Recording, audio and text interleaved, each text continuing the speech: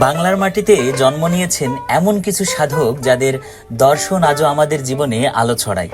তাদের মধ্যে অন্যতম ফকির লালন শাহ, যিনি ছিলেন শুধু একজন বাউল সাধকই নন, ছিলেন মানবতার কণ্ঠস্বর। জীবনের শুরুটা ছিল সাধারণ, কিন্তু একসময় তিনি হয়ে উঠলেন অনন্য সাধক, যিনি ভেদাভেদহীন এক সমাজের স্বপ্ন দেখেছিলেন। তিনি বিশ্বাস করতেন মানুষে মানুষে কোনো ভেদাভেদ নেই, জাত ধর্ম বর্ণ সব কিছুর ঊর্ধ্বে। তার গান শুধু সুরের নয়, ছিল জীবনের পাঠ। তিনি গেয়েছেন প্রেম, মানবতা, মুক্তি আর সত্যের কথা। প্রতি বছর লালনের মৃত্যুবার্ষিকীতে অনুষ্ঠিত হয় লালন মেলা। আর তাই আগামী 17 অক্টোবর থেকে শুরু হতে যাচ্ছে 135তম তিরোধান দিবস উপলক্ষে লালন মেলা। দেশ বিদেশ থেকে অসংখ্য মানুষ ছুটে আসেন এই মেলায়, হারিয়ে যান বাউল সুরের ভুবনে।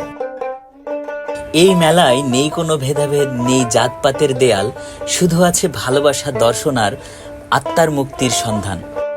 এবারের মেলায় আপনি আসছেন কিনা কমেন্টে জানিয়ে দিবেন।